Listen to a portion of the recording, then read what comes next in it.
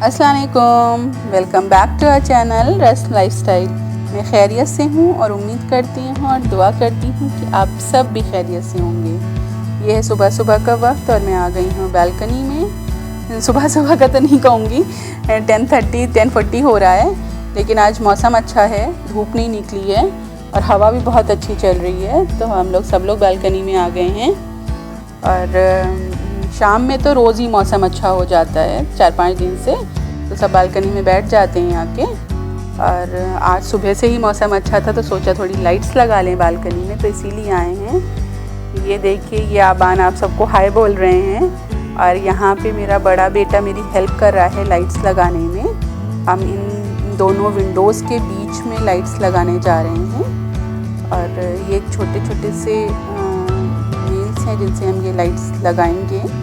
ये लाइट मेरी electricity operated हैं, बैटरी ऑपरेटेड नहीं है। और यहाँ पर वॉल पे इन जो विंडोज़ हैं इसके बीच में जहाँ पे हमको ये लाइट लगानी है, वहाँ पर हमारे पास एक पावर प्लग है, तो इसी से कनेक्शन दे देंगे इसका।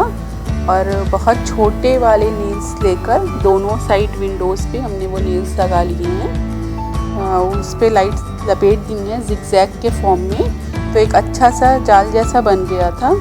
जब ये लाइट्स हम लगा ही रहे थे तभी फिर से मौसम बदलने लगा था, फिर बहुत तेज़ धूप निकल आई थी और गर्मी भी होने लगी थी। तो बस हम लोग अंदर आ गए थे फिर, क्योंकि गर्मी में ज़्यादा काम करने का दिल नहीं किया। अंदर आके फिर नमाज पढ़ी सबने और खाना तो नहीं खाना था आज, क्योंकि सबका रोज़ा है, मेरा भी और हस्बैंड का भी और बड़े वाले बेटे का भी। आबान का रोज़ा नहीं है तो उनको खाना खिलाया है और फिर थोड़ी देर के लिए अब आराम करेंगे। उससे पहले मैंने थोड़ा मेरी सिलाई थी जो मुझे कई दिन से करनी थी और नहीं कर पा रही थी, तो आज टाइम था मेरे पास तो मैंने थोड़ी सी सिलाई करी थी। उसके बाद हम लोग लेट गए थे सोने के लिए। हालांकि मुझे नींद नहीं आती है रोज़े में, तो लेट ही रही थी, बस सोई नहीं थी, लेकिन फिर भी थोड़ी देर आराम कर लिया था। और उसके बाद असर की अज़ान हो गई थी तो उठी थी और नमाज़ पढ़ के और फिर किचन में आ गई थी और मैं अपनी अफ्तारी के लिए जो भी बनना है उसकी प्रिपरेशन करने लगी हूँ। यहाँ पर ये मैं गाजर ग्रेट कर रही हूँ और उसके बाद क्योंकि आज मुझे बैंगन की पकौड़ियाँ बनानी हैं और मैं हाथ से काटती हूँ तो वो इतने इवन कटते नहीं हैं, तो मैं ये स्लाइसर से ही निकाल लेती हूँ, थोड़ा महीन भी हो जाते हैं और इवन कट जाते हैं।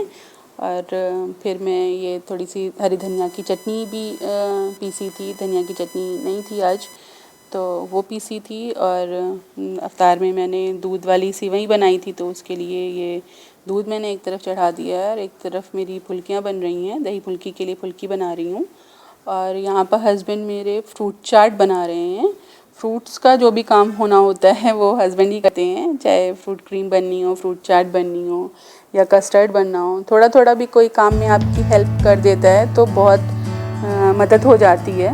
मुझे तो बहुत हेल्प मिल जाती है इन सब कामों से। और ये मेरी फुल्कियाँ भी रेडी हो गई हैं, ये मैं इनको दही में डाले दे रही हूँ और ये सोख होंगी जब तक। अभी आधा पौन घंटा है अज़ान होने में, जब तक कि फुल्कियाँ अच्छे से सोख हो जाएंगी। इसीलिए सबसे पहले मैंने किचन में आते ही दही फुल्की बनाई और उसके बाद मैंने बैंगन की पकौड़ियों को तल लिया था, क्योंकि बैंगन की पकौड़ियों को भी मैं दही और चटनी में सोख करके रखती हूँ ताकि ये अच्छे से फूल जाएं। हमारे यहाँ सबको इसी तरह से पसंद है, मुझे भी और हस्बैंड को भी और बच्चों को भी मेरे। तो मैं इसमें पहले पकौड़ियों में मैंने दही डाला था, फिर चटनी डाली है और अब इसमें थोड़ा सा मिर्च डालूँगी और चाट मसाला डालूँगी और बस ये रेडी हो जाएंगी। बहुत सिंपल सा होता है, लेकिन हम लोग को भीगी हुई सबको पसंद है, इसलिए मैं ये करके रख लेती हूँ, भिगो के पहले से ही रख लेती हूँ। अच्छा, जो आज रेसिपी मैं आपके साथ शेयर करने वाली हूँ वो है शेज़वान नूडल्स की रेसिपी। बहुत इजी रेसिपी है, जल्दी से बन जाती है अगर आपने प्रिपरेशन पहले से करके रखी हुई है। इसीलिए मैंने कटिंग चॉपिंग पहले से करके रखी हुई है कि झटझट से बन जाएगी। और अगर आप चाहें तो आप इसके नूडल्स भी पहले से ही बॉईल करके रख सकते हैं, लेकिन मैंने नहीं बॉईल करके रखे थे, मैं अभी बॉईल करने जा रही हूँ उनको।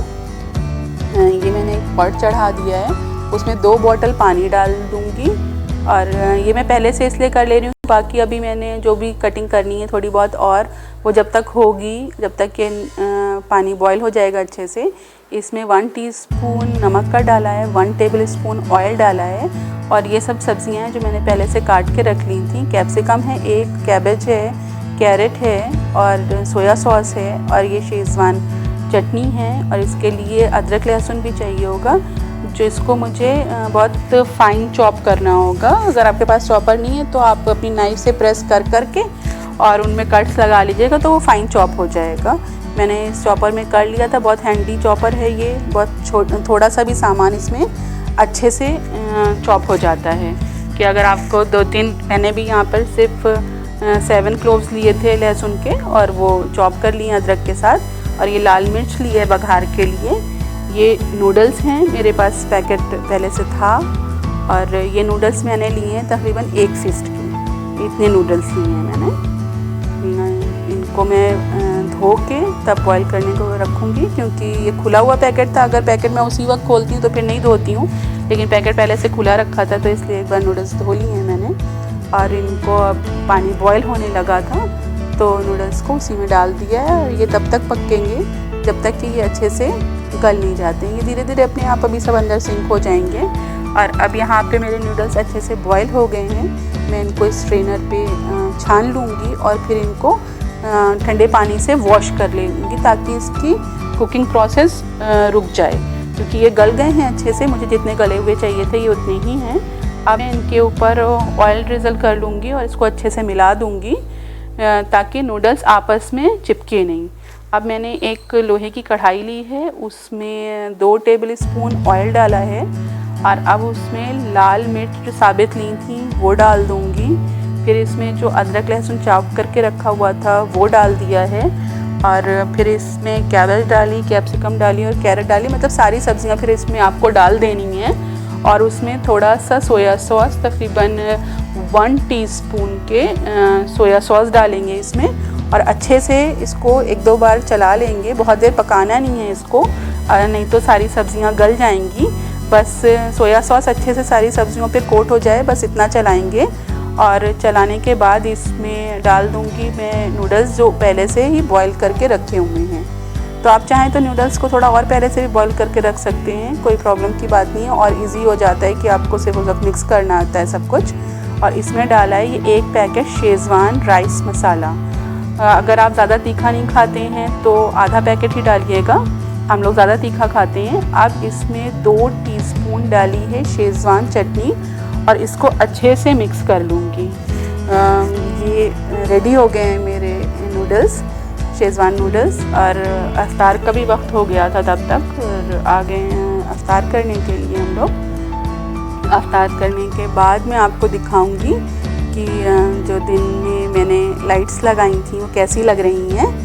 तो ये अब अफ्तार करने के बाद नमाज़ पढ़ के मैं बालकनी में आ गई हूँ। सब लोग हम लोग बालकनी में आ गए थे, शाम में मौसम फिर से थोड़ा अच्छा हो गया था।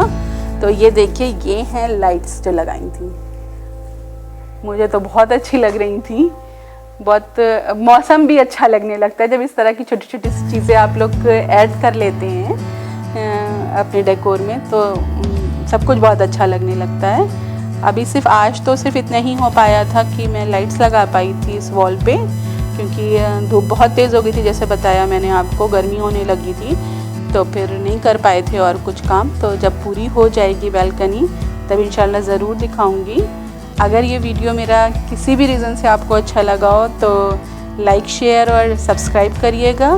कल फिर मिलेंगे एक नई रेसिपी के साथ, कुछ इंटरेस्टिंग बातों के साथ। तब तक के लिए अल्लाह हाफ़िज़।